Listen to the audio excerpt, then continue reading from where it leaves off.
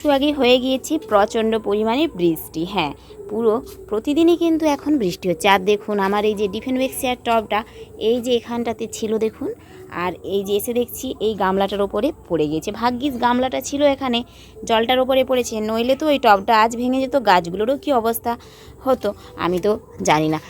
এখন এই টবটাকে আমাকে তুলতে হবে। দেখেছেন কি পরিমাণ, আর এতটাই ভারী টবটা, কি বলবো। ভাগ্যিস যে ওই নিচের দিকে ওদিকে পড়েনি, ওই দেখুন ওখানে দেখুন ওই যে লেমন গ্রাসের টবটা দেখছেন পড়ে রয়েছে, দেখুন লেমন গ্রাসের টবটা দেখুন পড়ে রয়েছে নিচে। এই ঝড় বৃষ্টির সময় এটিই ভয়, আপনার গাছগুলো সব উল্টে পড়ে যায়। এটা কিভাবে পড়লো আমি কিন্তু বুঝতে পারলাম না। এই যে দেখুন বড় বড় এই যে টবগুলো, এগুলো সবই রয়েছে। মনে হচ্ছে এই গাছটা অনেকটা বড় হয়ে গিয়েছিলো, তাই বাতাসে এভাবে পড়ে গিয়েছে। তো গাছটিকে এখন আমি তুলে নেব। দেখুন এই যে দেখেছেন কি সুন্দর গাছটা, একটা গাছ লাগিয়েছিলাম তা থেকে কিন্তু এখন প্রচুর পরিমাণে গাছ হয়েছে। আর ওই দেখুন কীরকম আঁকড়াগুলো গাছের গোড়াতে কিন্তু সব ধরে গিয়েছে, দেখেছেন দেখুন। আর এরকম একটি ডিফেনবেক্সিয়ার গাছ কিন্তু সত্যিই খুব ভালো লাগে। তবে ছাদে কেন জানি না বর্ষায় পাতাগুলো পুড়ে যাচ্ছে। নিচে যখন রেখেছিলাম তখন কিন্তু এই পাতাগুলো পুড়ছিল না। ছাদে কি অতিরিক্ত রোদ সহ্য করতে পারছে না নাকি জানি না। তবে এখন তো সেভাবে রোদও হচ্ছে না, বৃষ্টি হচ্ছে মাঝে মাঝে বলা ভুল, সবসময়ই বৃষ্টি হচ্ছে।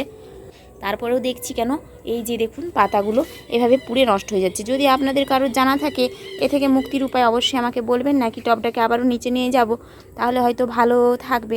দেখা যাক কী করতে পারি আমি।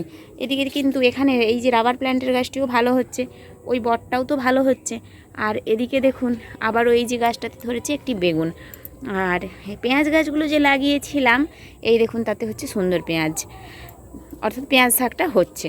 আর এই যে দেখুন এখানে কালো লঙ্কা, দেখেছেন অনেকগুলোই কালো লঙ্কা হচ্ছে। আর এই যে আঙুর গাছটার রূপটা কিন্তু অসাধারণ। এই দেখুন আঙুর গাছটা দেখেছেন কি সুন্দর, দেখুন আঙুর গাছটা হতে লেগেছে। আর এই যে সিংহনিয়ামের গাছটা, এটা কিন্তু দারুণ রূপ। আর এখানে এই দেখুন কত লঙ্কা হয়েছে টবে। এই যে গাছটা নিচে ছিল একটাও লঙ্কা পাচ্ছিলাম না, এখন দেখুন লঙ্কাগুলো দেখছেন কতটা মোটা মোটা হয়েছে। ছাদে নিয়ে চলে এসেছি বলে এখান থেকে কিন্তু আমি এখন লঙ্কাগুলো তুলে রান্নার সময় নিয়ে যাই। বেশ কয়েকদিন ধরে দেখছিলাম অ্যাডেনিয়ামটায় ফুল আসছে না, তারপর আজকে হঠাৎই দেখলাম এই যে দেখুন অ্যাডেনিয়ামে কিন্তু কুঁড়ি আসছে। আর এদিকেও এই যে মনে হচ্ছে ছোট্ট লাল কুঁড়ি আসবে। এই দেখুন গাছগুলো টবের গোড়াতে শুধুই ঘাস হয়ে যায়, কেন জানি না টবগুলোতে কিন্তু এরকম প্রচুর পরিমাণে ঘাস হয়ে যায়, দেখেছেন। আর এটা কি গাছ জানেন, এটা হচ্ছে পুরুল গাছ। আমাদের এখানে কিন্তু বনে জঙ্গলে প্রচুর হয়ে থাকে এই গাছটি। এই দেখুন ড্রাগনগুলো বর্ষার পড়তেই অর্থাৎ বৃষ্টির জল হতেই কি সুন্দর দেখুন তাদের রূপ। এই দেখুন এদিকে দেখেছেন,